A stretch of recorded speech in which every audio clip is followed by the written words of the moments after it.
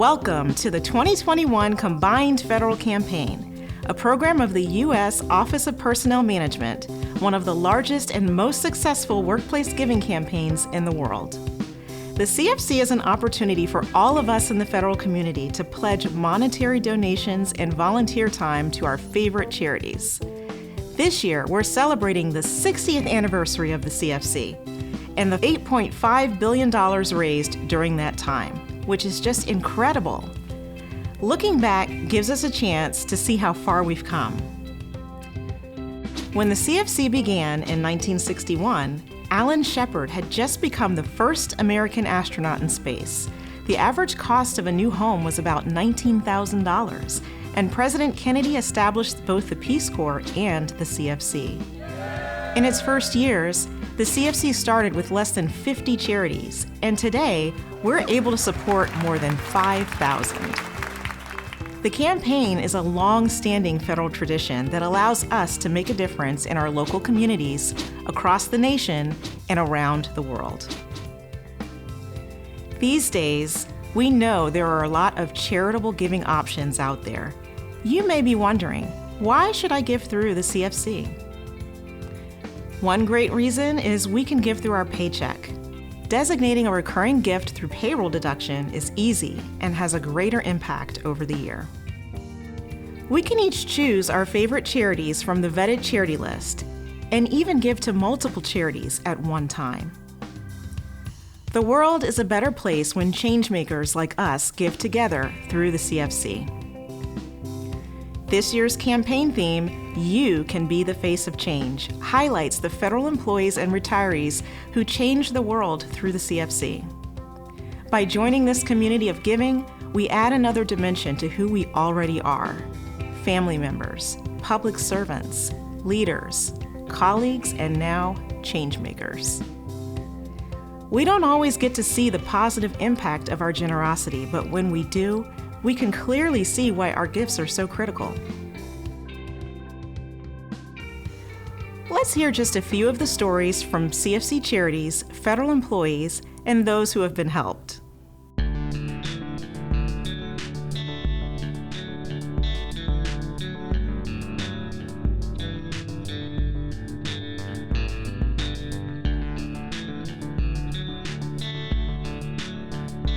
I'm Will Shafroth, President and CEO of the National Park Foundation.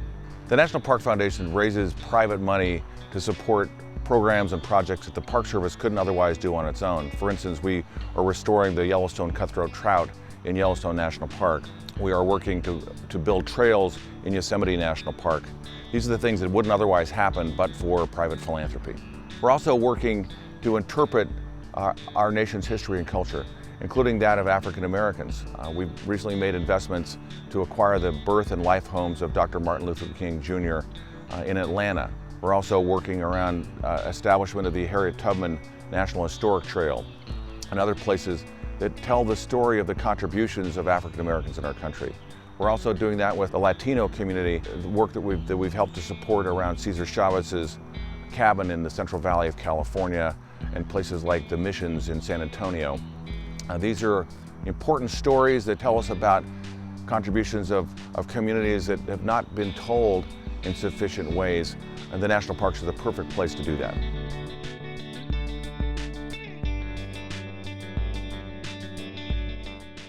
My own experience during the pandemic was I needed to get out in a place like this right here at Fletcher's Cove, which is along the C&O Canal in Washington, D.C.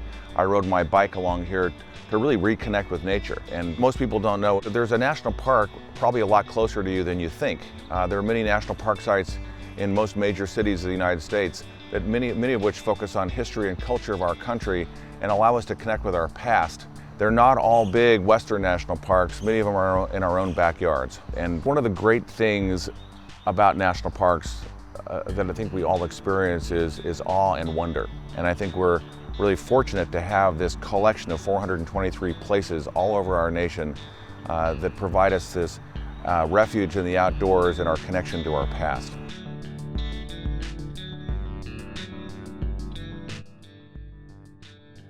Federal employees understand the value of public service and the importance of giving back to our country in many ways. And I think that our national parks are one great place to do that. When we're standing on the overlook of the Grand Canyon, we get a sense of our place in the universe. When we see the bed that Dr. Martin Luther King slept on as a young child, we realize that we all come from the same place. We experience time with family in national parks that connects us to each other and to a common place and a common heritage. National parks can bring us all together.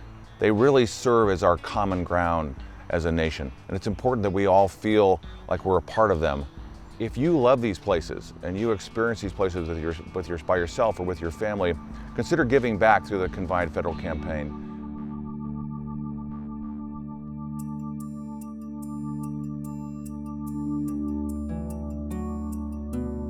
My name is Trina Redmond, and I am a CFC supporter.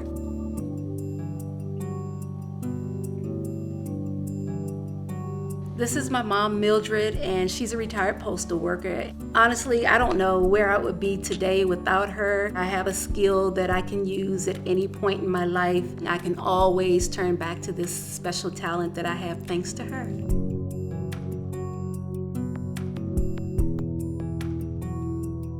So growing up, my experience was interesting because I had to do things that a lot of other children didn't have to do, which was to interpret for my parents.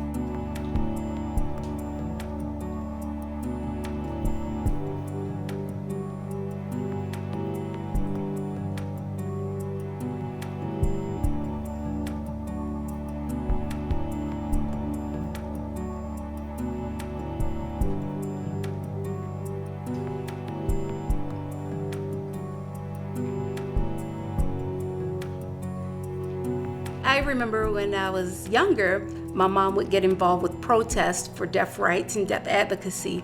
And one in particular was with a major news station here in the city, and they were not providing closed captioning so that they would have access to what's happening on the news. And seeing that helped me to realize, wow, there's a lot of work to be done out here.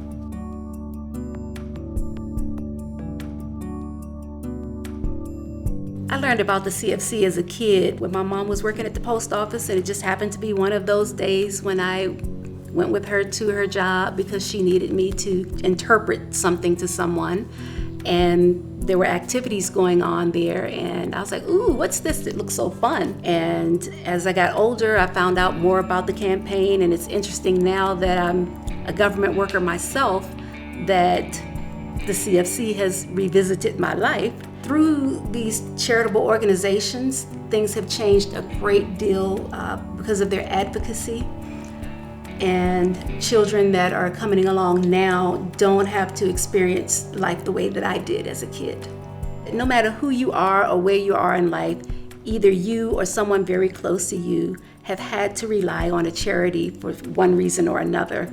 And it's just a matter of thinking about what are the things in life that are important to you. And for me, it's charities that promote the advancement of the deaf community. And going through the CFC is an easy way for me to support these organizations. And I know the money is going to a great cause.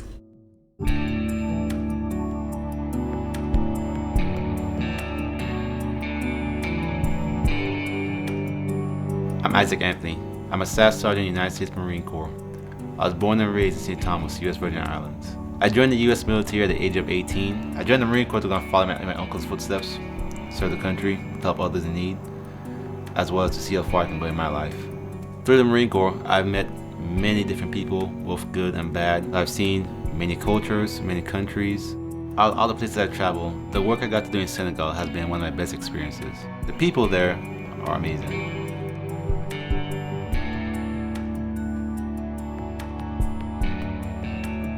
One of the main interactions I had while I was in Senegal was a clinic. The clinic, it helped out sick children, adults. Malaria and many other diseases were rampant throughout that country. And the people who came to the clinic were usually sick kids. I really got to interact with the children, help them out the best way I can. One of the best moments of us helping out the Senegalese in the clinic was through the Toys for Tots with the Marines. The experience of giving the toys to the children at the clinic was it was moving actually. It was really nice.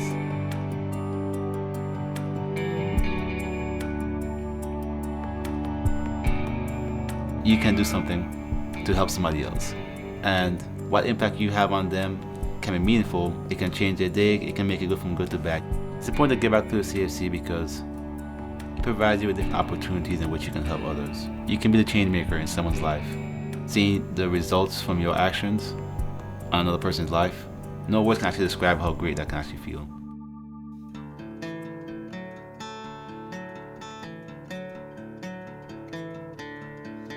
I'm Craig Laskowski. I was a Marine for 20 years and retired as a first sergeant. I had a trouble transitioning into civilian life after I went to Iraq. And when I finally retired and got out of the military, I had a really hard time trying to find friends and fit back in. My wife became the primary breadwinner and I became the stay-at-home dad. It was very hard because you don't fill in with the moms, you don't quite fit in with the PTA, so there's a difference in the culture I came from and going to. I had a big problem with alcohol at the time, and because of all my surgeries, they were pushing all kinds of painkillers on me. So it shut me down, made me stay inside the house. I was having a lot of anxiety and flashbacks. If I went to the store, I was having problems at the store. It was kind of chaos for me with people going around. I knew that I was wanting a service dog, and what we were looking for is an organization that would actually help us not only give you the dog, but do that follow-on training. It's hard to quantify the impact a service dog has on the life of a veteran or a first responder.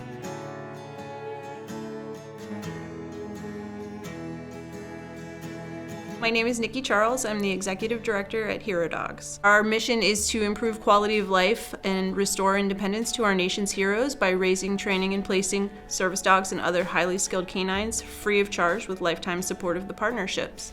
I was matched with Hunter in 2019. We went to the orientation, and lo and behold, Hunter was here. And we went to the cages in the back and walked around, and he was just sitting on his mat, wouldn't talk to any, wouldn't get up for anybody. And as soon as I walked in, he jumped up and came to the gate. He came over and he sat by me the whole time during our interview. So he kind of found me. I had that instant connection with him as soon as he came up to that fence, and I wanted him as, as my service dog the whole time.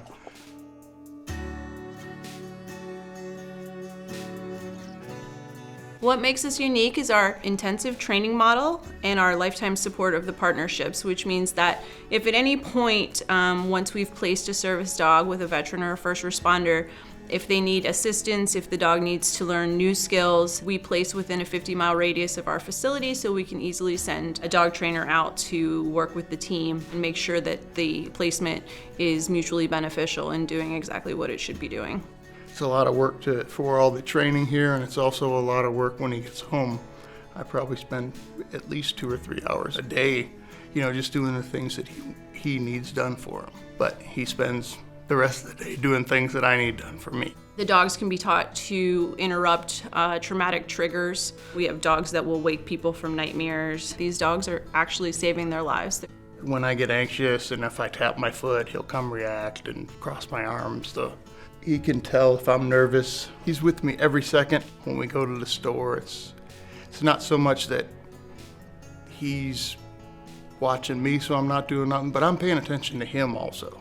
When I first got him, I was a little embarrassed to talk to him the whole time, but now when I get in the store, I blame stuff on him and everything else. Well, you made me forget this and that. He actually allows me to open up my world because he needs the exercise in the morning, which allows me to get out and get the exercise also. We probably walk at least 3 miles every morning, which keeps me active and then keeps us going good as a team.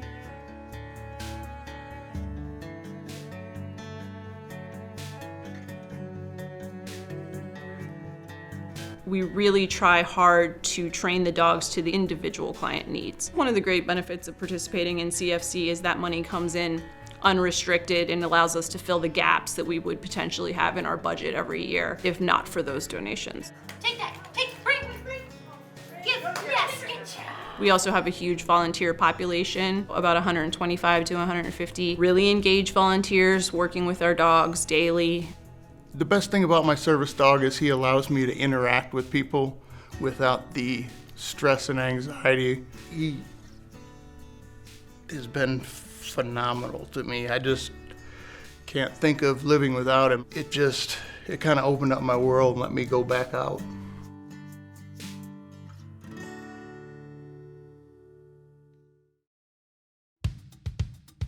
We hope you found these stories inspirational. Imagine the countless others that could be shared over the past 60 years of giving. The bottom line is, thousands of charities need your support. Find one that's close to you and the issues you care about on our website. Ready to join in? Here's how you can be a changemaker through the CFC. Step 1, choose your cause. Whether you care about finding cures for diseases, supporting military families, promoting equality for all, or another cause, the CFC has charities for any cause you want to support. Step 2, make your pledge. The most popular giving option is through the online pledge portal. If you've given before, it's really easy to just renew your pledge. Step 3, change the world. Thanks to your generosity, CFC charities like the ones we heard from earlier will make a difference in our local communities, across the nation, and around the world. Thanks for tuning in. As a federal employee myself, it means so much to be part of this caring community that raises millions of dollars to help people in need each year. My name is Vania Lockett, DHS employee, volunteer, and yes, a changemaker. Every year I give through the CFC to support the causes that I care about. The CFC makes it easy for all of us to change the world. Join me in making your pledge at givecfc.org today. You can be the face of change.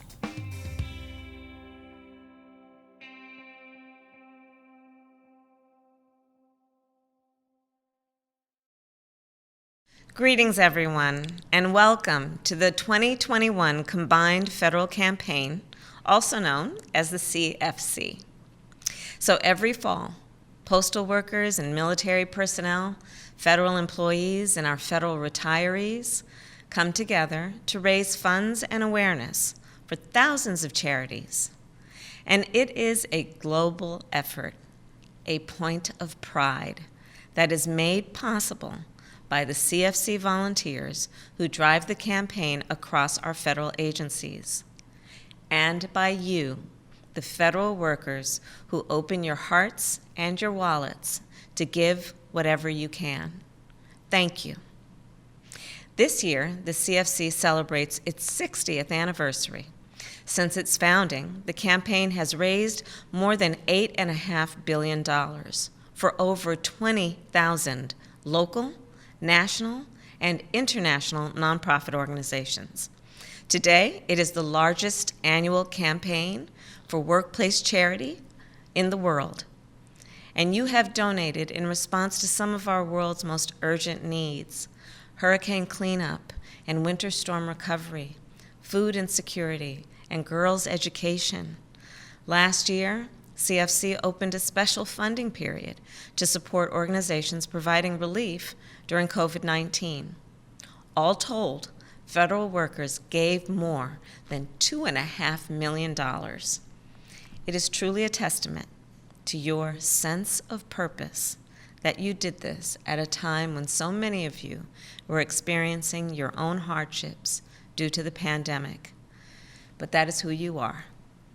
As federal workers, you have dedicated yourselves to careers of service. You make a habit of going above and beyond. And I know this year will be no different. This CFC season, you may choose to give over the course of the year through payroll deductions, or make a one-time contribution, or volunteer your time. Whatever you do, know that you will be carrying on the proud tradition of generations of federal workers who have stepped up for our communities, our country, and our world. Again, thank you for all that you do. May God bless you, and may God bless America.